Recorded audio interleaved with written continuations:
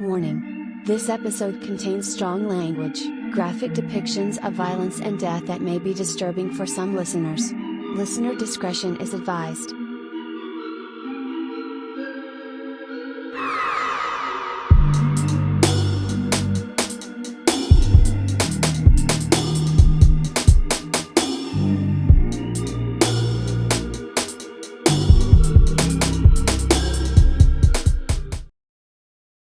Hey, you two crime freaks and geeks. This is Shelly. My name is Brandon. This is Gene. And you're listening to A Beer, A Crime, and a Tale. I just you just squirted all over your computer. Jesus, Shelly. Welcome you guys to another episode of A Beer, A Crime, a Tale. This episode is going to be a good one. Shelly, what do we got? Wow, that was fast. There was no sorry, I couldn't be here last week and we didn't have any live episodes for anybody because my cousin leaped off of a building. I mean, we could have. I could have really started off with that, but I thought that was a little personal, so I didn't. No, it's okay. She's fine. So she decided, for whatever infinite wisdom that she had, she climbed on the roof of her house with her 19-year-old son and decided to cut down a tree branch. And a dead tree branch above it came down, hooked her jacket, and dragged her right off the roof. Ouch. Yeah. She had 50 million things wrong with her. Oh, yeah. You sent me the list, and it just kept going on and on and on. I'm like, how? Yeah. Well, luckily, there was a neighbor across the street outside, immediately called 911. Nathan, who's, coming down the ladder, it's freaking out because he thinks his mom's dead. It was a big ordeal, but she's actually doing really, really good. That's crazy. She learned to hop again today, so. That's nuts. I know. So she has 3 weeks, I think, of inpatient rehab. So. And then probably years of outside of. More rehab, but. Well, she's kind of stubborn and determined, so I think she'll do fine because she made it way further than they ever thought she would. So that's already. Crazy. But yeah, she was life flighted and got to ride in a helicopter again. This is her second life flight in her lifetime. So. Oh. I know. She said 2. What a lady. Well, the first one, she was a kid because she had a severe asthma attack and they had a life flight her then. But this is her second one. So maybe she's like a cat and has 9 lives. Well, I don't think she would. What? Maybe 9 lives? I don't know. I don't know. Maybe. Well, we'll see. We're on life number 3, so I'll let you know where we stand in another 40 years. Boy. Oh, man. All right. Well, since this is going to be our Halloween episode, I thought it was super important to do a crime and a ghost story all wrapped up in one. Oh, man. So I am going to do the true story of the Amityville horror? Yeah, thank you. Already the Amityville horror, because there's a T in it. Amityville. But is it one of them words where the T's not pronounced? I don't know. I've heard it both ways. I've heard it without the T and with the T, so we'll just wing it and see how we go. For those of you that are drinking to the episode, this episode's drinking word is butch. B-U-T-C-H. Butch. I'm not spelling it every time. It's just do it. B-U-T-C-H. No. Butch. So I think Butch. most people have probably seen a movie based off of this house, except for Brandon, who's probably scared of everything. Do that. You don't do those movies? No. So there's a lot behind this story and how it got to be where it's at. So we're going to start from the very beginning. Well, not the very beginning. The house was built in 1928, and we're not going that far back in time. So we're going to start in the middle, I guess. So Ronald DeFeo Sr. worked really hard at selling cars for his father-in-law's Buick dealership. He had a plan to become rich, so money wasn't a concern anymore. And after years of dedication, it started to pay off. And in 1965, Ronald and his wife, Louise, bought a beautiful home at 112 Ocean Avenue in Amityville, which is on Long Island. Amityville is an upper middle class community and it has very little crime. And their dream home was a 2-story house with a boathouse and a pool. And it was like situated right on the Amityville River. In the front yard was a sign that read, "High Hopes." Had to have high hopes for living. As I'm writing this, I was so confident you would do that. For real? Yes. I was like, that's Brandon's like favorite song. So Ronald and Louise moved in with their 5 children. The oldest was Ronald Jr., who went by Butch. Then Dawn, Allison, John, and Mark. Ronald Sr. was a pretty hot-tempered guy and fought with his wife a lot. From what I understood, sometimes it got physical. If he wasn't arguing with her, he would take out his aggression on Butch. Butch was an overweight and quiet kid. You told me to pick a drinking word. Yeah, this is the only one I repeat repeatedly. Say Butch 20 times. That's the only one I do like 500 times. I was trying to make this glass last for the episode, but we might have to refill. I might have to go out and get some more. I don't know. Just take baby sips. I am. And I'm still... Anyways, he was an overweight and quiet child, and he was bullied at home and at school. He didn't have any friends, and Ronald Sr. would yell at him to stand up to the bullies. But if Butch tried to stand up for himself, his dad would have him pay a price. As Butch got older... Shelly. He wasn't the chubby kid anymore and grew stronger and taller. His fights with his dad became more intense. The yelling would soon turn into boxing matches.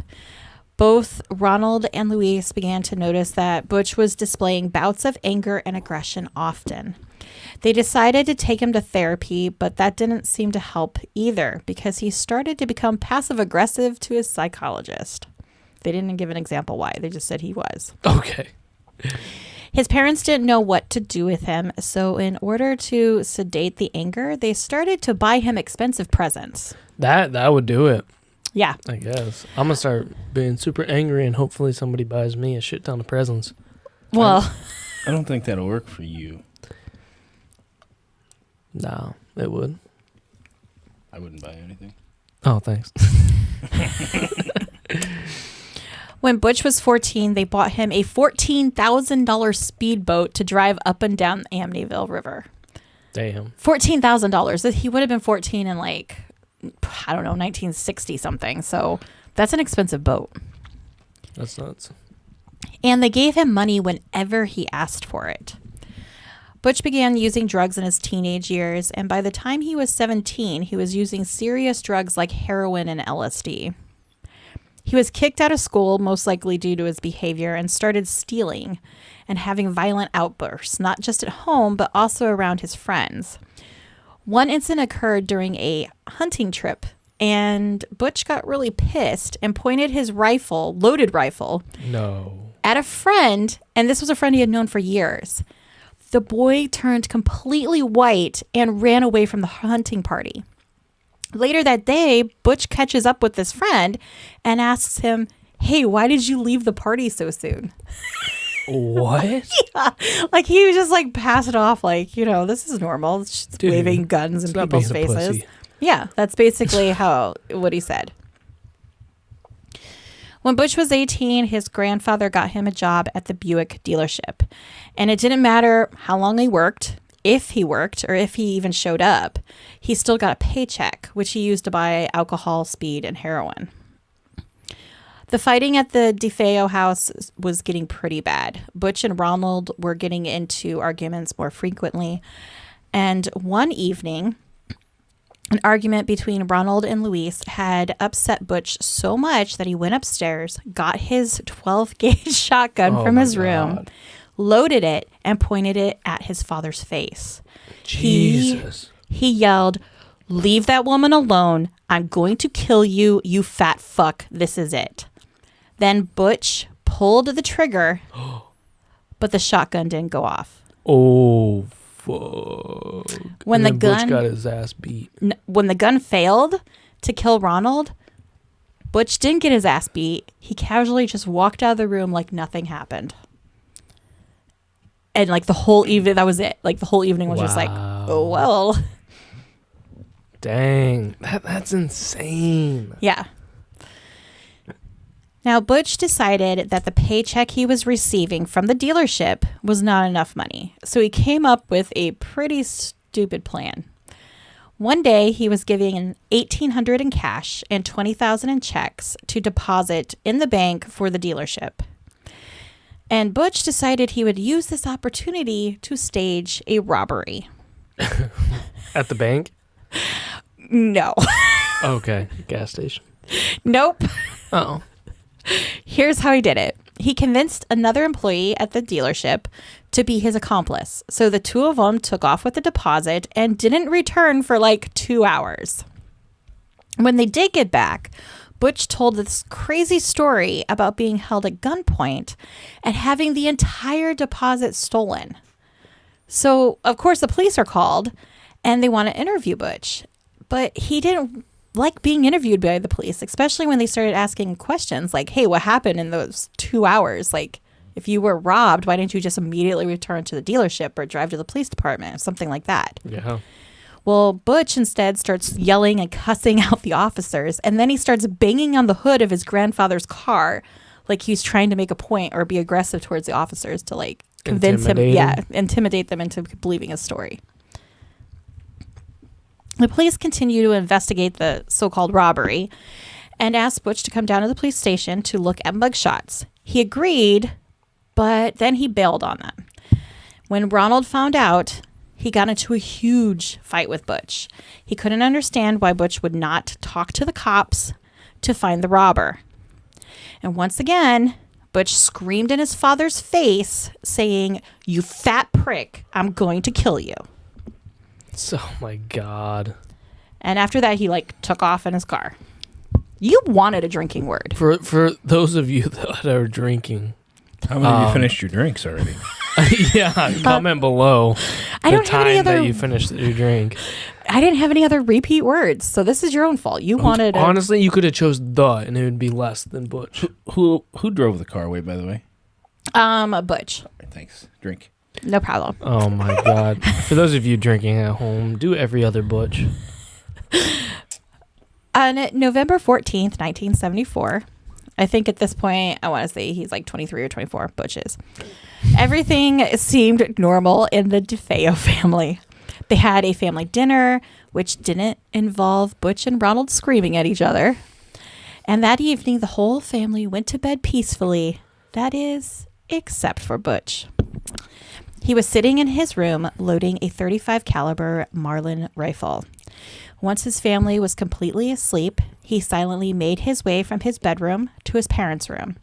He opened the door, raised the rifle at his sleeping father. The first shot hit Ronald in the back, into the kidney, and through his chest. The second shot went into the base of the spine and lodged into his neck. Ugh. Louise, she woke up from the gunshots, but before she had any time to react, Butch was aiming for her next. No. He shot her 2 times also. The bullet shattered her rib cage and collapsed her right lung. Butch left his parents' room and then went into his younger brother's room. John was 12 and Mark was only 9. Butch stood at their beds and shot each of them 1 time. Butch left the boys' room, walked over to his sister's room. Dawn was 18. Allison was 13. Allison heard Butch enter the room and looked up at him, but it didn't faze him at all. He aimed the rifle right at Allison and shot her once. He then turned the rifle at Dawn's head and pulled the trigger. He killed his entire family just after 3 a.m. Jesus. And he knew he was going to have to establish an alibi. He took a shower, trimmed his beard, changed his clothes, and put on work boots. He got a pillowcase, put his bloody clothes and the rifle inside of it, and then drove his car into Brooklyn and threw the evidence inside the pillowcase into a storm drain. He then drove to Long Island and clocked in for work at 6 a.m. Butch couldn't sit still while he was working, and when Ronald didn't show up, Butch started calling his own house multiple times, telling coworkers that no one was answering. By noon, he told them that he was bored and there was nothing to do, so he left for the day. He called his girlfriend, Sherry Klein, and told her that he had got to work early and wanted to visit her. That he got off work early and wanted to visit her. Right. So he drove to her house. When he got there, he told her that he had been calling his house all day long, but no one would answer. And So why wouldn't you go there first? Because he already knew everyone was dead. Oh, I mean, I know, but like, obviously. Well, because part of his storyline is that he can't get into the house because everything's locked up and nobody's answering and all the cars are there and it's just weird. So, gotcha. Yeah. He then called his home again from Sherry's apartment just to prove that nobody's answering. Butch then took Sherry shopping at the mall, and then they went back to Butch's friend Bobby. I think it's Kelsky, maybe is how you say it, or Kelsky. Back to Bobby's house. Once again, he repeated the same story about how no one was answering his house and, all the cars are there, blah, blah, blah. He even took it a little farther, saying, something must be going on over there. His fake concern didn't last long because then he was making plans with Bobby to meet him at Henry's, which was a local bar not far from the DeFeo home. They agreed to meet at 6, so Butch left, met up with some more friends, did some more heroin, and then he continued to spread this weak-ass cover story about not being able to get in touch with his family. At 6, Butch meets up with Bobby at Henry's, and they start drinking. And Butch tells Bobby that he's going to break into the house through the window since no one was answering the doors or the phones. And Bobby is like, heard this all day long. So he's like, you got to do what you got to do, dude. Do it, like, dude. yeah, basically. Shut up. That's exactly how Bobby was. He was like, I'm tired of listening to this, dude. So Butch leaves, but within several minutes, he comes running back into the bar, yelling for Bobby, saying, you've got to help me. Someone has shot my mother and father.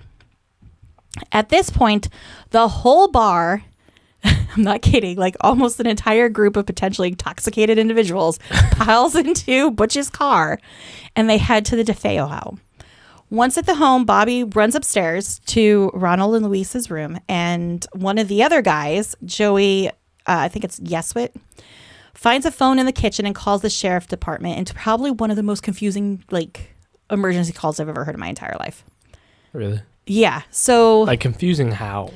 Well, I have it pulled up here. So he calls, because they didn't have 911 back then. So he calls the county sheriff first. And he's basically like, hi, there's a shooting here at the DeFeo house. So the operator's like, what's your name? Spell it. So he spells it, all that stuff. And they're like, well, where are you calling from? He's like, I don't have a phone number. I just happened to come by to help this guy. And where are you at? Amityville. Where's it at? He's like, Ocean Avenue. And they're like, well, what's the problem? He's like, it's a shooting. And they're like, a shooting? Is anyone hurt? He's like, everyone's dead. And then the operator's like, what do you mean everyone's dead? So now they put a police officer on. Oh, Jesus. So now the police officer is like, hello. And he's like, what's your name? And he's like, and this is what's crazy to me. So Joe's like, Joe, guess what?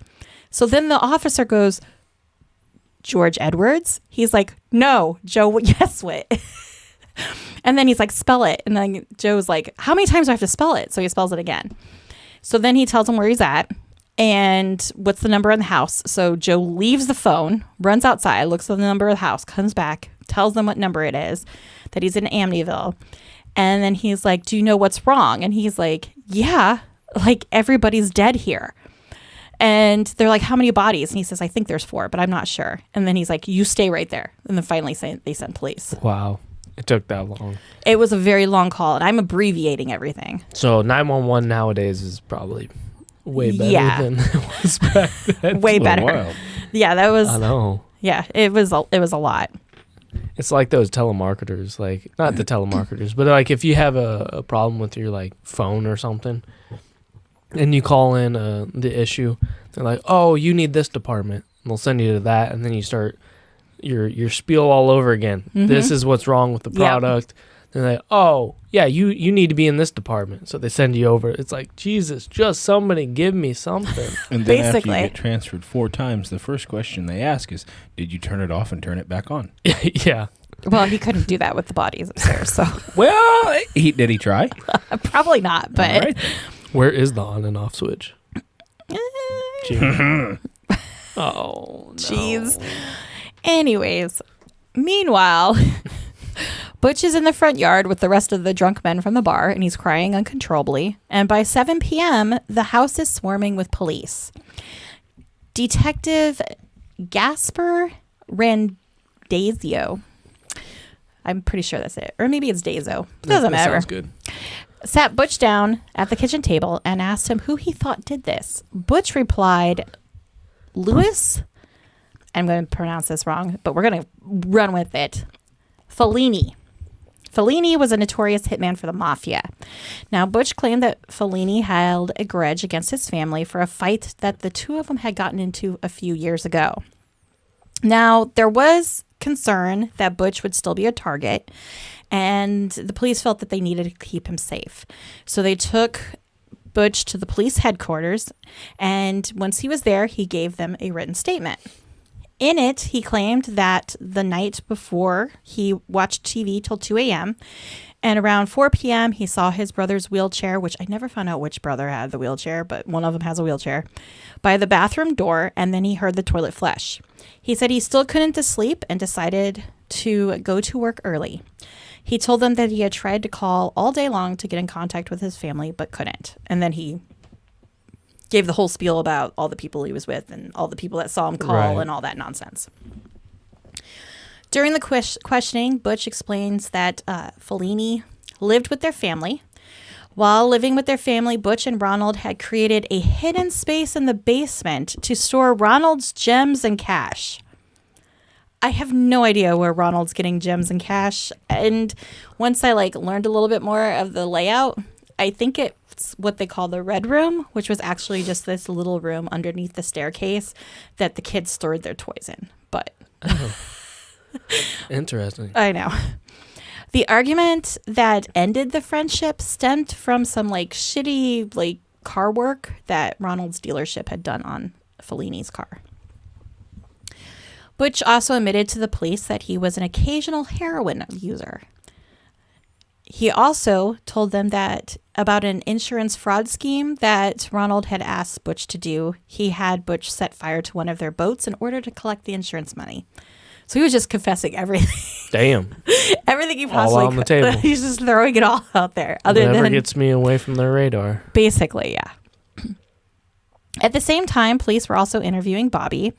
Bobby told police that Butch was a huge gun lover and owned several guns. He also told them that Butch was the one that had planned the robbery of the Buick dealership's deposit money. So, which he never confessed to, by the way. Interesting. I know.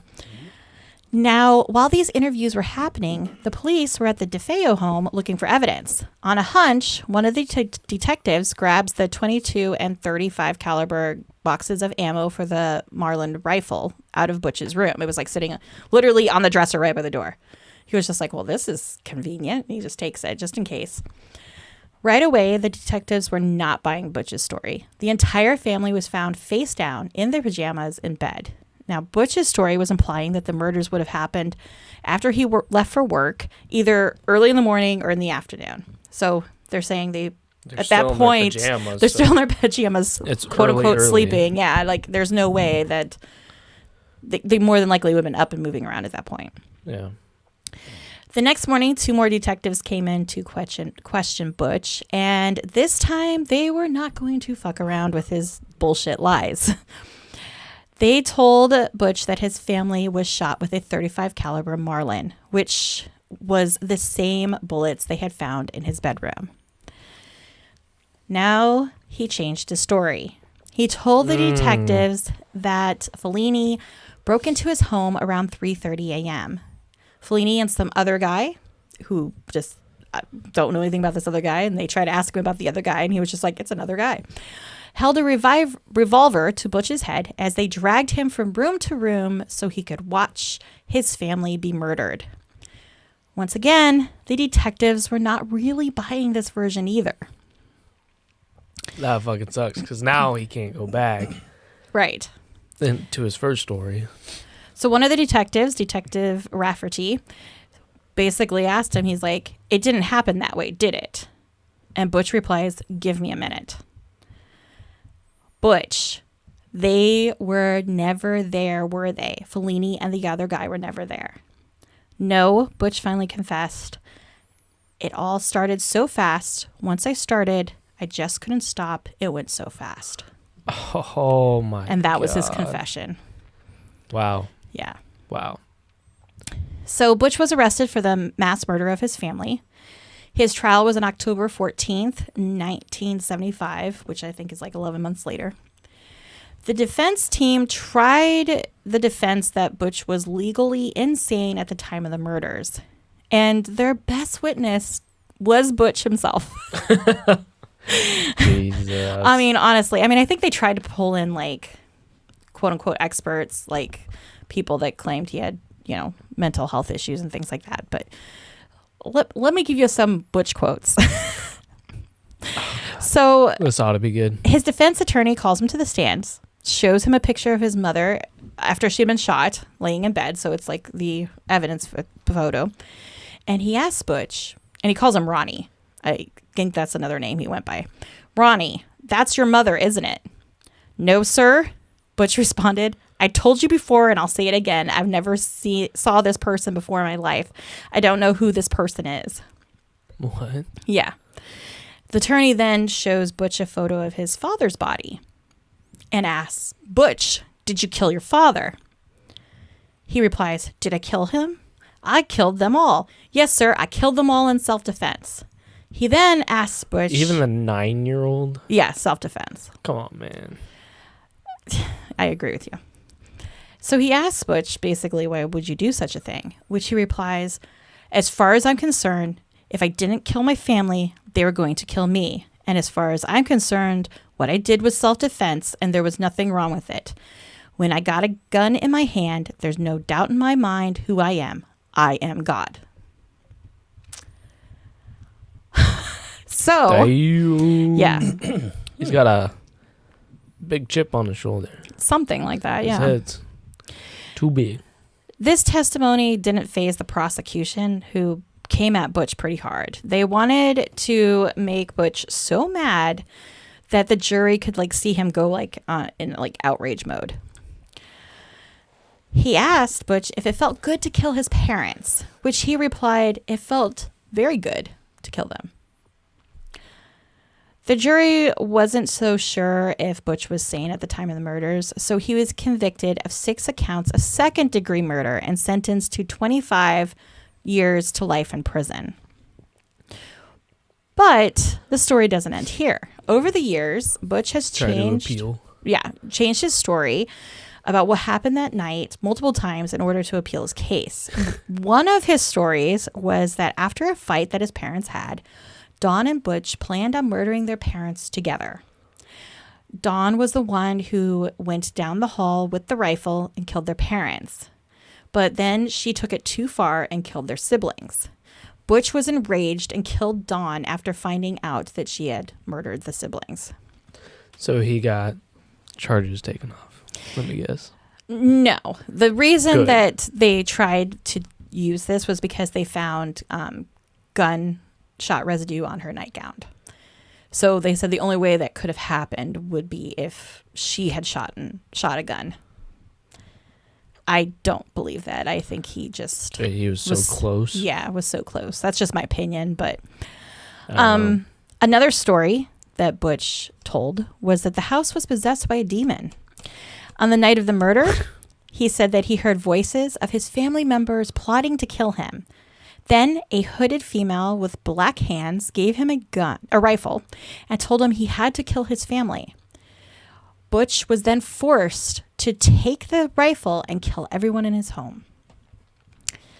Now, this story of the demons in the home would make it famous when the very next family moves in. What? Yes. In December of... It keeps going? It keeps going. Mm-hmm. We are not done. I know nothing about this. I know. Wait. What? There's more. This is never ending. So you would think that it ends with this murder. No, Right. It does not. We are probably halfway through the story. You're fucking with me. I am not. Oh, That's why it's God. the perfect creepy story for Halloween. All right. Are you ready? Because you're probably not going to sleep at night now. In December of 1975, the Lutz family purchases the home for under market value because it's obviously had a murder in it. Yeah. Big murder. Yeah. Now, rumor has it is they got to purchase it with all the furniture still in it that was left behind by the DeFeo family. Fuck that. Well, the only surviving relative is in prison, so like that's But still. I don't know. I don't know if that's completely true. I heard it Throw from that once. shit away. Yeah. No, supposedly they use the furniture. I don't know if any of that's true, but anyways, George and Kathy Lutz were newly wedded, and Kathy had 3 children from a previous marriage that George adopted. On December 18th, the family was planning on moving in, so they had a priest come to the home at the request of Kathy. Knowing the history of the home, she wanted the house blessed. Now, the priest enters what's going to be the sewing room, which I believe was technically the girls' bedroom back in, at the time that the DeFeo family lived there. So the first thing he noticed was the room was much colder than the rest of the house. Of course. He started to sprinkle holy water when he heard a deep voice behind him say, "Get out." I think I did nice and deep. Get out. Get out. Get out. Anyways, then he felt a slap on the face. There was no one in the room with him. And so this, of course, freaks him out. And when he left the home, he told the Lutzes, there's something wrong with this home. So he gets back to his own home, and his hands developed unexplained painful blisters. What? I don't know why, but he felt like it was because of the house. Bullshit. I'm just saying, that's what he said. I don't believe that. Then what do you think blisters come from, Bram? Poison ivy. In the middle of winter? Yes, he was removing snow and had to cut down branches. You know what I bet it was? Hand, foot, and mouth disease. You get them all. You get blisters all over your hands, and they're very painful. And I'm not trying to be mean to the priest, but it's usually from little children. I mean, Brandon may have a point. I mean, poison ivy still grows in the winter. It just turns red. Oh. Yeah, I knew that. I don't know. I'm not allergic. I mean, I don't have a high reaction to it. I guess you can't. Everyone's supposedly allergic, but I can rip it down off walls and things, and I have a problem. He had to travel through the woods to get to this house. I mean, it only makes sense. No, he didn't. It's in a nice neighborhood. No, he did. He didn't take the road. He took the back way. That's back the way's water. a river. Yeah. Yeah, the poison ivy grows near the river. That is not true. No. That is true. Okay, now. I'm done supporting your evidence, Brandon. So the other thing the priest noticed was whenever he tried to call the family to talk to them about what was going on in the home, he would only get a static interference. So they never had a good connection. And he said it was only with the Lutz family. Okay. The first couple of nights, George would wake up at 3:15 a.m. every day. He said he could hear noises, but he couldn't really identify where they were coming from or what they were. Now, 3:15 a.m. is about approximately the time the whole family was murdered. Within a week of being in the home, Kathy claimed that she would feel someone touching her when no one was in the room. Ew. It would be first it started with her hand, and then eventually it felt like someone actually came up behind her and did a bear hug from behind. Oh, God. Yeah. She also noticed that hordes, and she said hordes of flies, was her exact quote, with over hundreds of them, would swarm 2 rooms in particular. She would kill them only for the swarm to come back within hours. I like the look on your face. How does that even make sense? It doesn't. Okay, it does make sense, but it doesn't at the same time. Because it's that's not going to happen. I mean, you're more than physically welcome cannot happen. to go there and check it out yourself. I'm good. That's a thing. Stay right here with Jerry. Got my own ghost here. Named Jerry. Yeah, he lives in this room, actually. I thought he lived next door to Nope. the bedroom over yonder. No. So George and Kathy noticed that the walls seemed to leak a green gelatin-like substance. At first, they thought the children had spilled something on the walls, but the ooze would start appearing when the children were in school. What is this, fucking SpongeBob? The walls will lose green slime. It's The phone Nickelodeon will Funhouse. ring and no one will be there. The lights will flicker on and off. Oh, it gets weirder. Then the porcelain of the toilets started to turn black, not the water. I will tell you, I watched multiple interviews with George Lutz, and every time he was like, the water was clear. The porcelain itself turned black. That They need to scrub it better. I have no idea. But he said it started with one toilet, then another one, and another one, and another one. I'm like, how many toilets do you have in your house? how many times do these ghosts need to go to the bathroom? I don't know. I mean, to be fair, if it was like a 9-family home before, there's probably at least 4 or 5 bathrooms. It was only 7 people. Yeah, that number. Got it. Yeah. Mathematics. Each person had their own toilet. Is there anything wrong with that? No, but it would be actually, I would love that. Exactly. Now that I think about it, because I had to share a home with one toilet for 6 people, and let me tell you, that's rough. Really rough. Yeah. There's people standing outside wanting to kill you because you were going pee. I'm serious. I'm sorry. Maybe It's you sad. should have been an only child. Well, no, it's because I was a mom and just couldn't keep my You legs coulda butched closed that and shit. kept popping out babies. It do be like that sometimes. That's all it was. So the other thing is they found that this weird black substance was also in the keyholes of the doors. What? I know. Also, They're going too far with I'm this going- now. Wait a minute. We're not You're done. losing me. No, we're not done. I'm going to go losing back earlier because I forgot to ask this, so I apologize. That's all right. Butch lived there. Correct. Where was his key when he said they wouldn't answer the door? I have no idea. I thought They it was didn't give him weird a that key? his idea was to break in through a window and never That was use a my key. question. I I just don't didn't know. understand. Especially since they kept buying him stuff. Like they bought him his car, they bought him this boat, they kept giving him money so he could buy his drugs. And they didn't give him a key. But they wouldn't give him a key. That didn't make sense to me. So I think that's part of the reason the police were like, "You're full of shit." So, and they didn't believe his story. I mean, that makes sense to me. So, Yeah. all right. So, are you ready for the small lists of some of their experiences? Please. Let's go. You're ready? Here we go. Nope. So George claims that the porcelain lion that was in the corner of the living room leaped up and bit him on the ankle. How about that? Ain't that neat? George saw a ghostly vision of Ronnie or Butch DeFeo Jr.'s head floating in the cellar, just floating. Keep in mind, he's still alive and in prison at this Yeah, I was point. going to say. Yeah, he's still completely 100% alive. George and Kathy believe that they saw the burnt impression of a demonic hooded figure in their fireplace. Kathy levitated off their bed to the point that like George had to pull her down and she had scratches like all over her stomach. She Peter Pan that shit. Basically, yeah. Kathy looked in the mirror and saw a decrepit elderly woman looking back at her. Had nothing to do with the I think that's the family. aging process. I'm not too sure. I'm just saying. Something wrong with the mirror, honey. So one of the windows flew open and slammed shut right onto the hands of one of their sons and smashed his fingers. How many children do these people have? They have 3, 2 boys, 1 girl. Okay.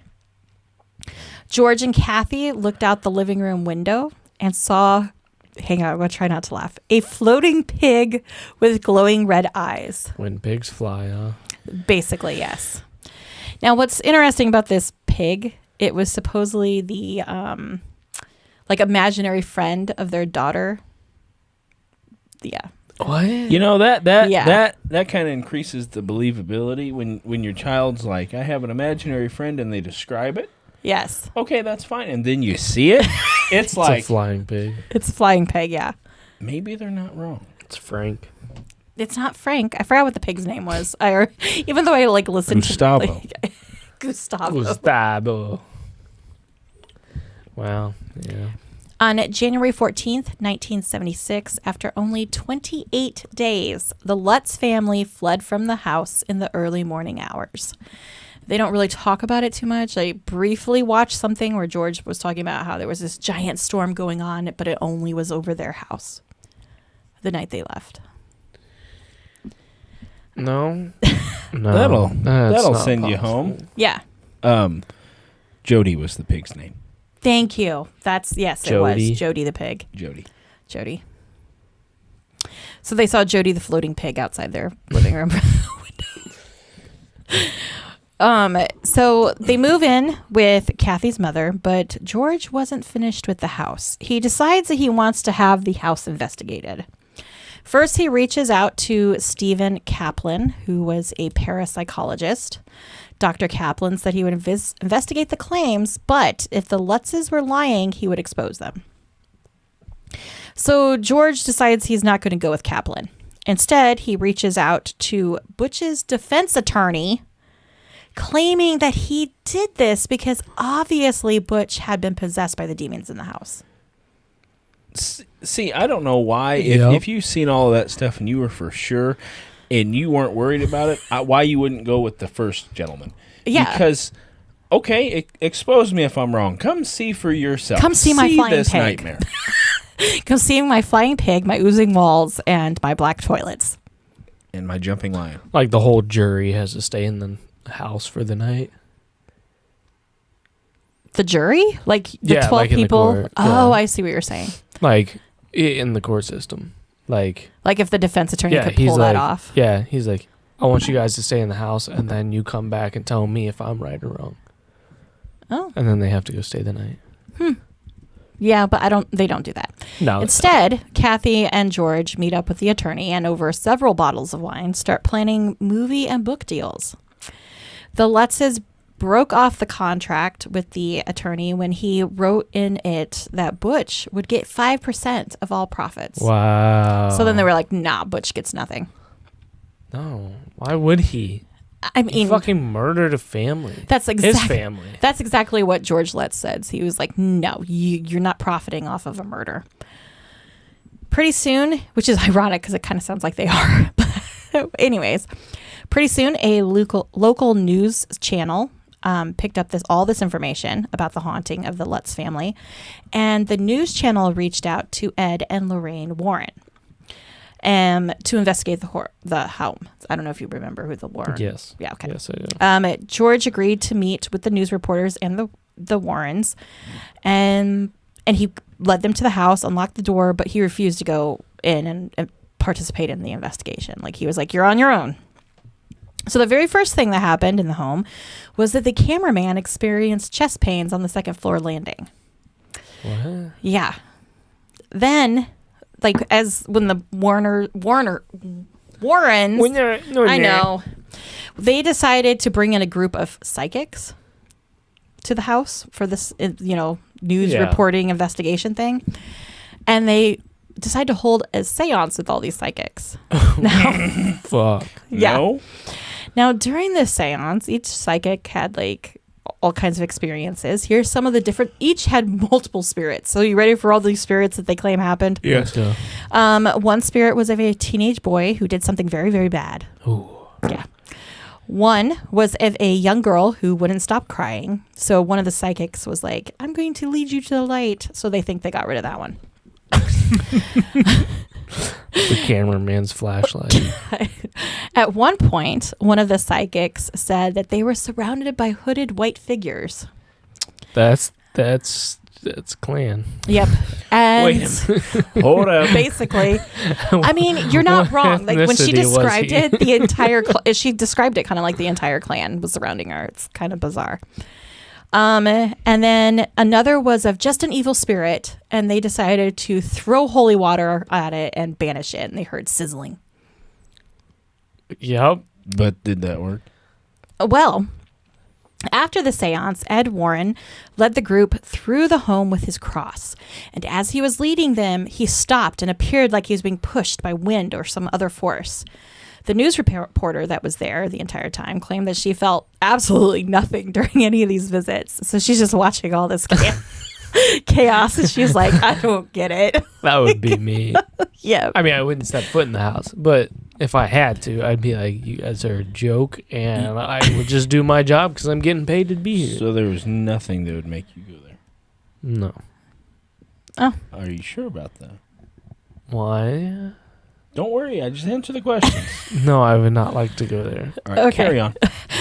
On the second floor, they did have a camera that was set up on a tripod that was set to take pictures every few minutes. In one of the pictures, it looks like a little boy is peering out of the doorway of one of the bedrooms. Now, Amityville, after this, very quickly becomes like a huge sensation.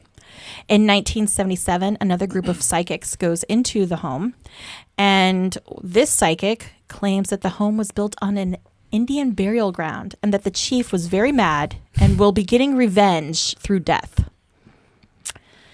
That same year, the book, The Amityville Horror, was released, which was the story of the Lutz family during their 28 days in the home. It became an instant bestseller. In 1979, the movie of the same title was released, and it too was an instant hit. Now, people's reaction to this movie was like extreme. We're talking like people were fainting in the theater. They were throwing up. They couldn't make it through the whole movie. What?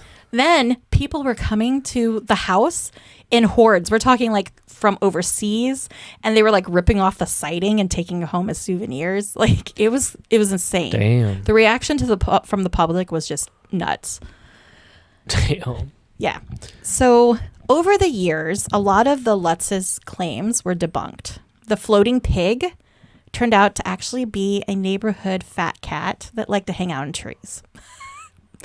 It was like a That very makes sense. Yeah, it was a very fat Persian cat, and they said when the light hit its eyes, it would sometimes look slightly reddish. Well, that's what happens with nocturnal animal eyes. Yeah, exactly. The swarms of flies were most likely due to 6 bodies being left in the home for 48 hours, and who knows how long until that crime scene was actually cleaned up. So you're talking maggots. That's definitely Flies, valid as yeah. well if the furniture was left there. Yep. That's why I think they're probably right. They probably did have the furniture left there. I really hope that they would have took that into evidence, though, because those materials should have been entered into evidence. Should have. But, I mean, this is the 70s, so maybe not everything was done. You're right. It took 45 minutes for a police call. That's true. The window that opened and closed by itself was remember the house was built in 1928, so it was on those weighted like pulley system. Yeah. So one of the floorboards in that room, if you stepped on it wrong, it would like throw the balance of the weights off and just shoot the window up and down on its own. So. Okay, that's confusing, but okay. No, I have the pulley weight system in our house at my How mom's. old houses work? No, I don't. It's like a I'll rope. explain it to you Yeah, and it's sometime. got a weight and like Yeah. they literally open and close based off of the They're weight like and the outside ropes. of the frame on the sides of the windows, Yeah. and they alternate depending on which level. Okay. Now, Dr. Kaplan, who never got to investigate the home, came to the conclusion that George had indeed done his homework on witchcraft and demonology. The account of the book was packed with every sort of ghost, ghoul, poltergeist, and demon. And they basically employed every trick possible in the book to terrorize the Lutz family. And there's no way that the house could hold that many spirits, basically, is what this investigator said. Like, it's just not possible. Excuse me? So this Dr. Kaplan, who's the parapsychologist, he never got to investigate the home, but he read the book. And he decided that George Lutz obviously did research on witchcraft and demonology. And that's why they had every description of every poltergeist, demon, ghost, ghoul, everything in this home. Because normally it would not be haunted like that. Okay. I'm just saying. That's what he said. Yeah, because, all right. Makes sense. Yeah. Yeah. Good enough. As for the Lutz family, they ended up moving to California, and they got a divorce in 1980. They claimed that they only made $250,000 off the movie and the book. Kathy passed away in 1994. Only. I know. And George passed away in 2006. Butch DeFeo died on March 12th, 2021, while he was still in prison. The cause of his death has never been released. So, Demons! Possibly. You never know. What do you mean the cause of death? What he was causes people to yeah, die? he was. Well, no kidding. He was I know what that 69, so maybe it could have been natural causes. Maybe he did like a suicide attempt. Who knows? They didn't release it. I'm just saying that heroin and LSD and things, that'll take some years off your life most of the time. Yeah. The home at 112 Ocean Avenue has had several owners. Well, not several, just a few. I want to say like 3 or 4 owners over the years since the Lutz family has had it, and none of them have reported any paranormal experiences. Weird. Now, the reason for that, the Lutzes claim that demons just follow them. They left the home, they came with us. Oh, so your new house is haunted. Basically, that's what they're claiming. Okay. That's why. Well, I mean, couldn't the argument also be said that it was blessed all the way completely and got rid of them? I mean, that could be the argument, yeah. Who knows? Maybe somebody came along and made the Indian chief happy. I have no idea. Like, you never know. I don't quite know about that part. But. Yeah, there's actually no proof that Yeah. it was ever built on burial grounds. So that was just one psychic interpretation, along with the Ku Klux Klan, small children, and there's teenagers. A lot to it. So I don't believe it. Then let's go. Nope. Why? Just Why are the you off scared? chance of it. Just the off chance. Doesn't somebody live there? yeah, someone lives there now. Yeah, Yeah, so we can't go in there. Hey, you see her. I bet they get that all the time. Have I'm you sure ever- they do, Have yeah. you ever All the knocked on a fucking door time. and asked a question? just knock on a random house. Be like, hi, how are you today? Hi. Can I visit your home? I'm Borrow selling your home for an Bibles. hour. Well, that's the story of the Amityville Horror. Interesting. And it's an abbreviated version because there's a lot out there. The true story, not the Netflix version. Or it's the 1979 version. what's the movie that they have? There's like 25 movies. There's a about it. lot of movies. Paranormal Activity. No, none No, of no, those no. are about that. No, the Amityville movies are called Amityville Horror. Amityville Horror. I think I have Haunt, seen one of them. House. I can't remember what all of them are. I do remember. I know Ryan Reynolds is in one of them. What? I've seen Yeah. like 2 of them, and I don't know. I don't like them very much because they're not good. I'm sorry. They didn't make you pass out or vomit in the movie theater? Exactly. That's what I want. Every time I go to a movie, that's what I want to do. It's just pass out. Just pass out. Fucking, I'm in Cars too. You want to run that by me again? This is what I want.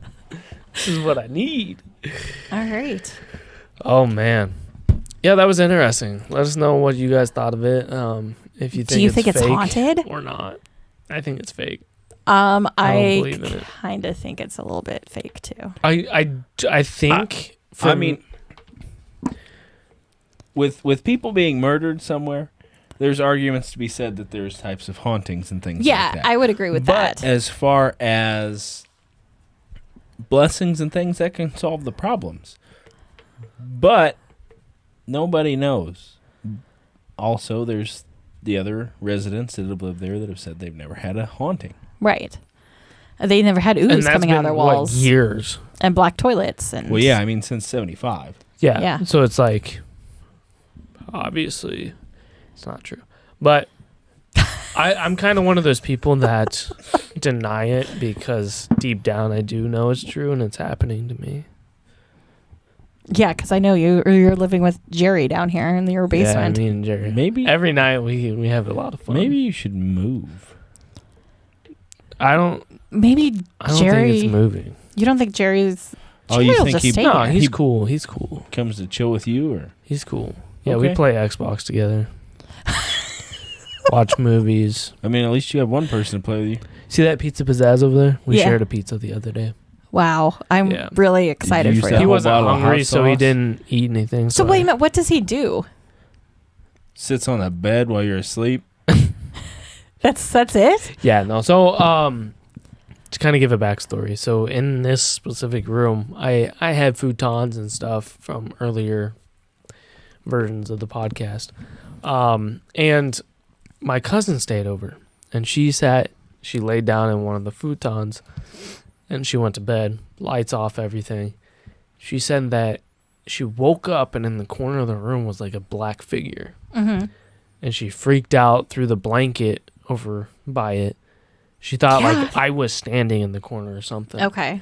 Trying to figure. That's something I would probably do, but like That makes me feel comfortable around you. Yeah. I don't want to hear it. But she threw the blanket and it like went through the figure and it disappeared. And ever since then, she will not sleep down here. I'm like, I've never had anything. I had a Gatorade bottle, empty Gatorade bottle. It was sitting on like my TV stand, and like it kind of was thrown across the room. Oh, But I So- think maybe I pulled the cord and it hit it, but it bounced pretty far. Well, so my question is, was the room painted this color when she was sleeping down here? Yes. So with all the lights off and everything pitch black, is there a possibility that she could have perceived something right when she woke up that wasn't Right. actually? And I think with anything like in life, if they see something like whether it's paranormal or not, your mind can persuade you to believe in something because that's the first thing you think of. And, Oh, definitely. And it hits deep. Oh, definitely. yeah. And Yes. you can't get your mind off of it. So it's like with these hauntings, it's like maybe that dude was taking LSD and saw the statue or whatever it was jump out at him. I mean, that's bite 'em. possible. That's very possible, but you don't even need things like that. I mean, like people with anxiety and things like that, they have real symptoms of like heart attacks or Right. worries, things like that actually happen. And they feel it, but when they go get it checked out, everything's fine. So Yeah, and honestly, I heard that like lower volumes of potassium in your system you can start like hallucinating and stuff. That's what I heard. I don't but- know about that. Maybe. I didn't either, but I can believe it. So it's like there's a lot of things that go into it, and I'm not saying they're lying, but I'm saying that I don't think they saw what they thought they saw. I think that it's exaggerated, like over time. Like I think Yeah. they did. I think they were scared. I Like think the- that they the did flee their telephone game. home. Oh, yes. But I think that they themselves probably exaggerated the story so they could get book deals and movie deals oh, because I'm they sure. kind of lost their ass. The bank took their home. Yes. Yeah. So like I could see why they would exaggerate it later. Yeah. Yes. I mean, they could have had something very small happen, Mm-hmm. but when they had that blessing occur, it could have solved itself, and they Right. just wanted to get themselves out of the financial situation they were in. Yeah. I mean, Yeah, That- there's a lot. definitely. So, But- all right. Well, I'm glad. Have a happy Halloween, everybody. Yeah. This will be the last episode. This will be on Halloween Day, wouldn't it be? No, I think you're posting it on the 30th, but if On you're listening Monday. to it on Halloween, happy Halloween. Hey, happy Woo. Halloween. Stay ghouly. That was a little weird. Anyways, if you haven't already, check out our Facebook at A Beer Crime a Tale, where we post episodes and updates to come. And make sure you check out our Instagram where the same kind of shit happens. Yeah. Check out our link tree. It's all over our social media. That's where you can get to any social media platform that we have. Thank you, Gene, for being here. Thank you for Gene having should me. have a special episode. Probably. Wait, what is the Patreon episode, or is it I don't know. We'll give it whatever we feel like. whatever we feel like? All right. All right. Well, thanks for listening. Make sure you rate, review, subscribe, all that fun stuff too. Yeah. We'll see you guys in the next episode. Goodbye. Stay ghouly.